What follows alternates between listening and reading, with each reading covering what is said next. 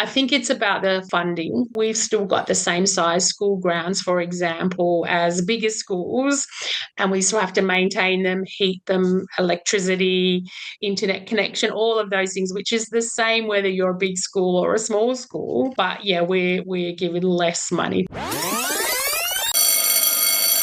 You're listening to Around the School Table, hosted by me, Steve Davis, and proudly powered by Zuno Suite. We'll be bringing together the many voices shaping primary and secondary education across Australia, from principals and teachers to education thought leaders and system innovators.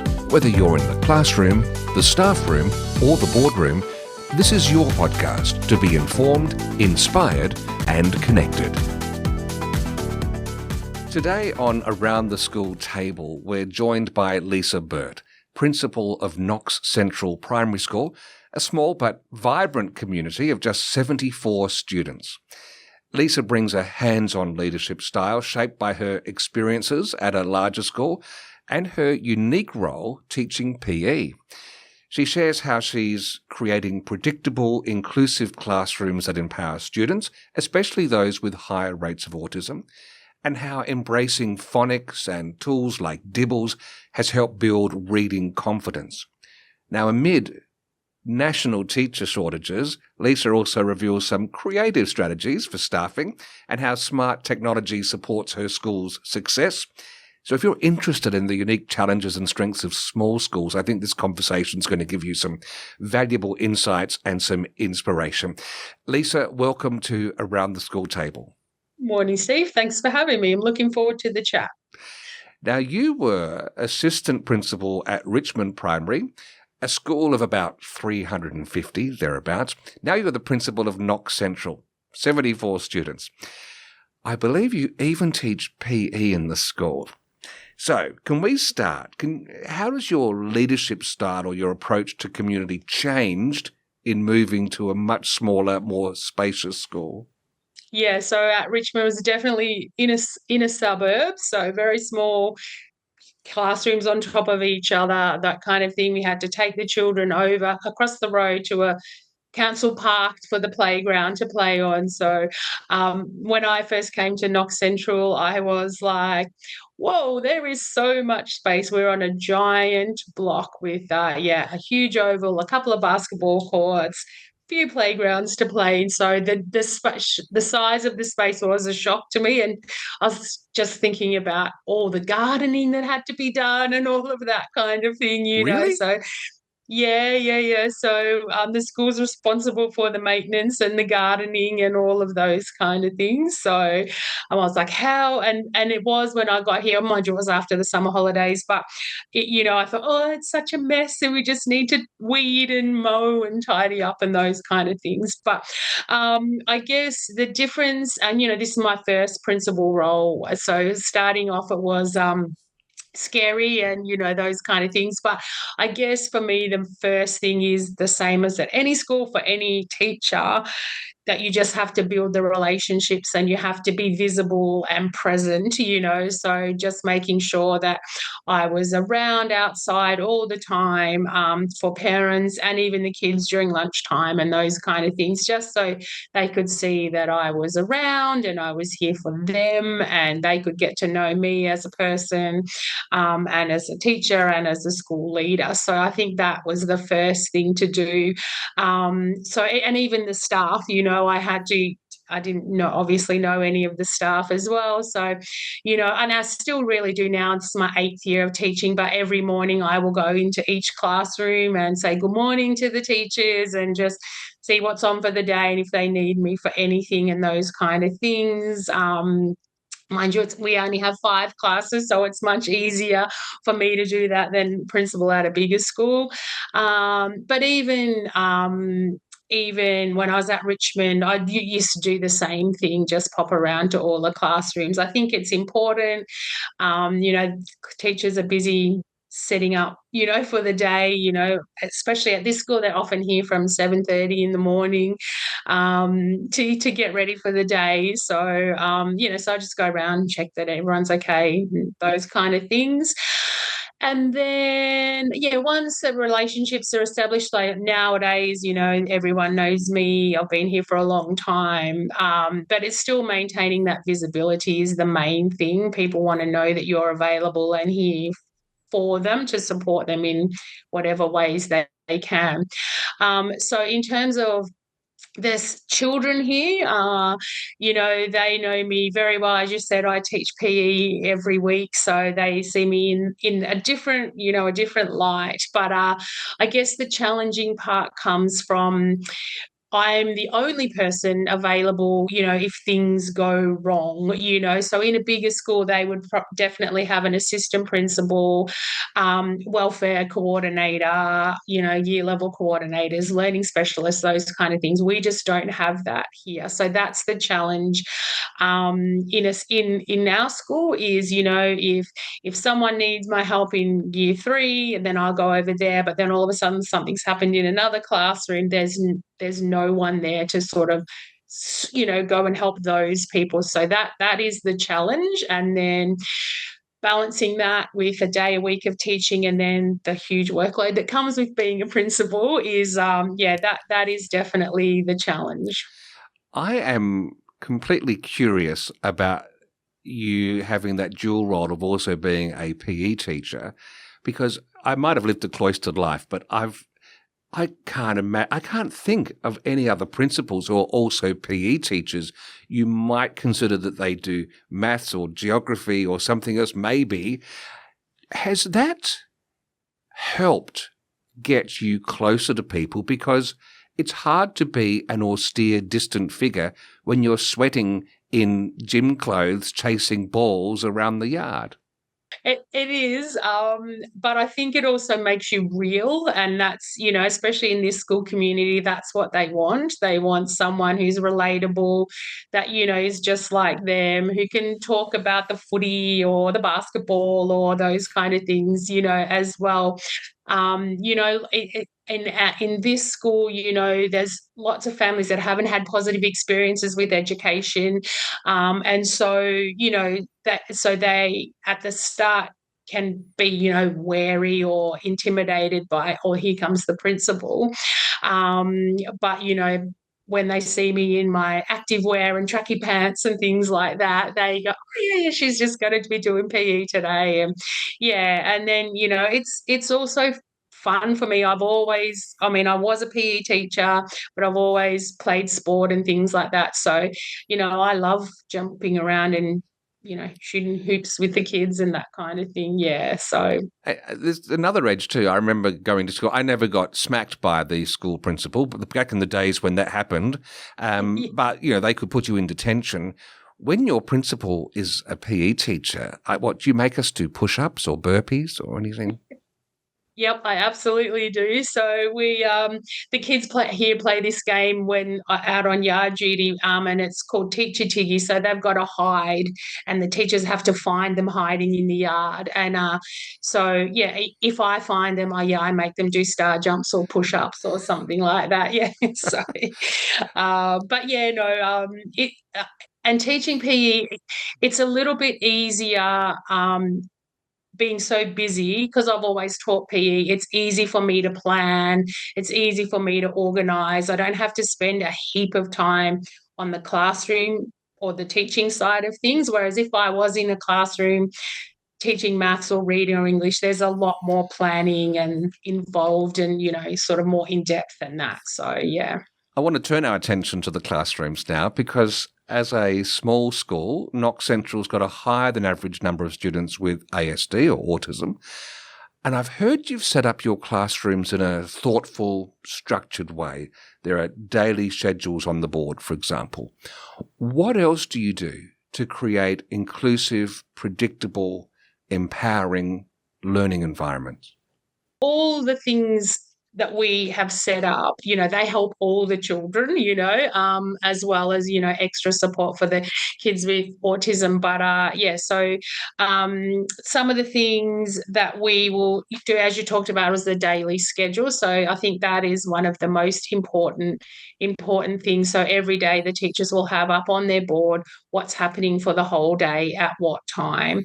And that just for everyone just goes, okay, I know what's coming up. I don't have to stress about something popping up out of the ordinary. So one of the big sort of, I guess, triggers for kids with autism is the unpredictability of school and change. So, that just creates extra stress for them.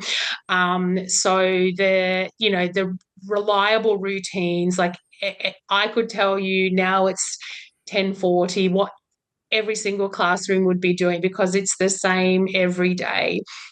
From prep to grade 6, they all walk in, unpack, get started on their spelling words. Like it's the same routine every day. And even if we have emergency teachers or other staff come in, they know the routine as well. So the routine and the predictability is really important. Then we have areas set up in the classroom for all kids, again, to, if they need a break, if they need to just go and chill out for a minute to regulate themselves back down to when they can learn and communicate again with the teacher and the other kids. So there's an area, often there's cushions, sometimes there's a tent, sometimes there's an area just outside the classroom. Being, we've got lots of spare classrooms because we're small now. So we've also got withdrawal spaces completely set up for kids with bean bags, fidget toys, things like that. And they can go with one of our integration aides to that room if they need to. Sometimes we suggest it to them. Sometimes they'll come and say, can I have a break? And we're always, there's timers in there. So we'll say, yeah, you can have 10 minutes or 5 minutes or whatever it is, and check in with them and say, are you ready to come in now? And most of the time they are. Another thing, I guess, is we are part of one of the department's initiatives is Schoolwide Positive Behaviours. So it's, again, for all students, but it really helps students with extra needs around just rewarding and acknowledging good behaviour, positive behaviour, great choices and things like that. So if you came to our school, you would hear a lot of, well done, I love how you're sitting, wow, look at that person's work, so that's a constant thing. So that for all kids, they go, oh, I better do that too, because I want the teacher to say that to me. Or, we have a token system where we add tokens in so the class can get a reward. And then if we get so many class rewards, then we get a whole school reward and those kind of things. So the positive, just reinforcing the positive really helps. Also within our classroom environment, we're really careful about causing sensory overload, so we don't have too much on the walls or hanging down from the roof. We try and keep it quiet, so just to keep the environment as calm and as supportive as possible as well.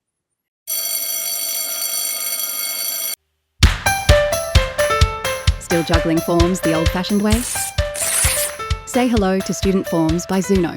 You can create, collect, and manage all your student forms online in one simple, secure platform. Save time, stay organised, and quick access everything you need, anytime. Visit zuno.com.au and see how Student Forms by Zuno can work for your school.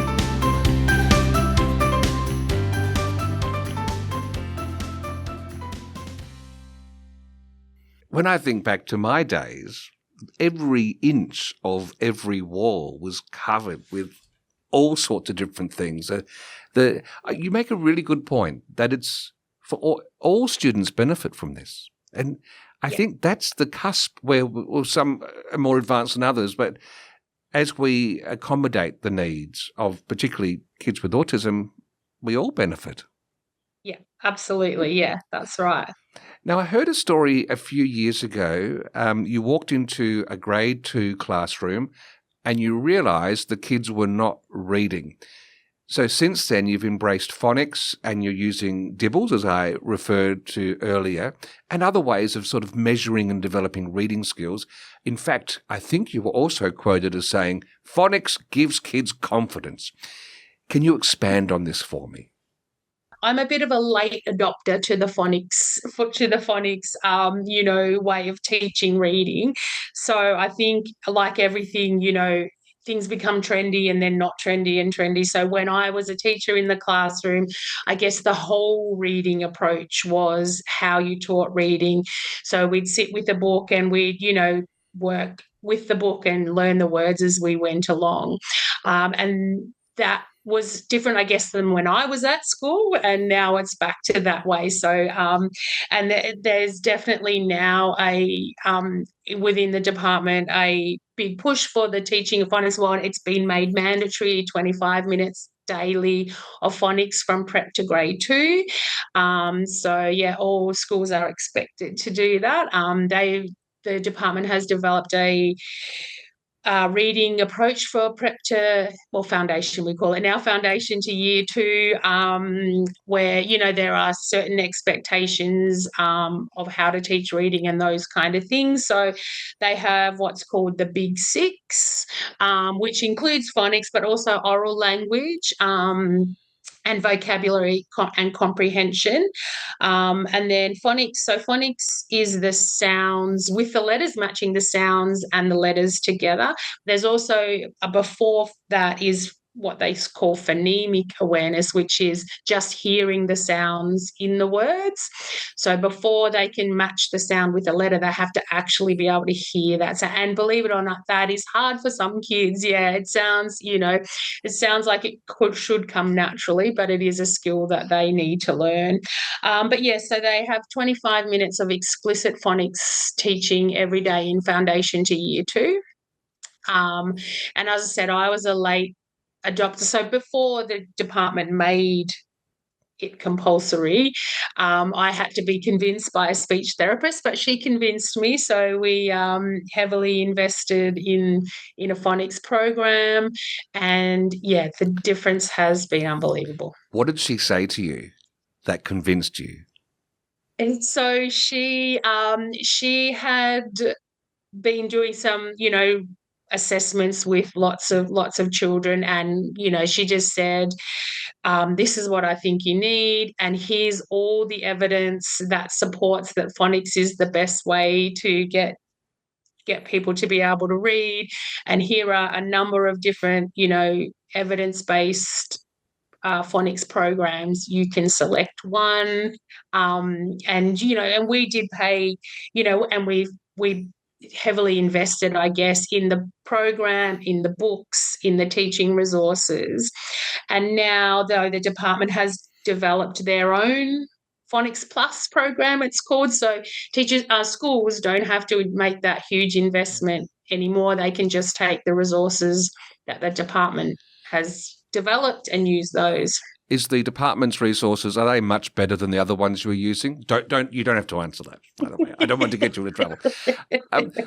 The national teacher shortage, it's hitting some schools very hard. How are you managing staffing at Knox Central, and what creative solutions have you found to keep things running smoothly? Oh, I don't know whether we've had creatives, but so we just, I guess, been fortunate in some way. And, I guess now when I think about it, I'm proud of that for us. We've been managed to hold on to our teachers, so we haven't had much movement out of the school. So I think in my 8 years here, we've only had one teacher leave the school. And so I kind of think, now I can say that that's because they like it here. It's a nice environment, they're well supported and those kind of things. And I think in regional areas, in particular, and high schools where there's subject specific, they're looking for subject specific teachers, that's where the shortage is hitting the hardest, I believe, So we've been pretty lucky. Even we've got a grandpa who's a grandpa at our school, but also a retired teacher who works as an emergency teacher just for us. So even when we've got teachers away sick, we're able to utilise him, which is really good, and the kids love having him as well. So, but the department has developed, because they're acutely aware of the shortage, so they've got a few good systems in place now to I guess make applying for jobs easier and less onerous, and those kind of things. So the way they've set up the recruiting has made it a bit easier for teachers to, and they're also doing a lot to support, in particular, graduate teachers, with extra professional learning and extra time out of teaching, out of the classroom, to plan and assess and mentor teacher and those kind of things. So that the department has worked particularly hard about that. Now, you're a small school, but that hasn't stopped you from accessing best-in-class software. I mean, there's Zuno, Student Maps, even BPOS. What other technology are you using at Knox Central? I think all of our classrooms now access the Google suite of stuff. So we use Google Classroom daily, and I think Google Classroom we had no idea about until COVID, until all the lockdowns, and then we had to be creative on how we were going to get the work to the kids and those kind of things. And Google Classroom was absolutely a game changer for us there. So now even our little preppies know how to access Google Classroom and the video. So teachers can upload videos of themselves or just a video from YouTube or something like that to expand their learning and things like that. We heavily use the Google Suite, and then we have a few other programs that we access for learning. One's called Mathletics, and Reading Eggs, and both of those programs they can access from home as well. So we send their password and username home, so they can do some more work on there if they want to then. So yeah, and they're the teacher, especially for both, I think, but the teacher can individualize their lessons or what the kids can access. So if we want someone to practice a particular skill, we can set up their account just so they practice those skills. So it can be targeted. Mathletics sounds suspiciously like something a PE-based principal would want to use. Look, many of our listeners would be very familiar with it, but is it all the exercises in the maths are based on Johnny did 3 push-ups and Susan did 7 push-ups? No. No. No. Yeah. No, it's good though. It can, as I said, it can be really targeted.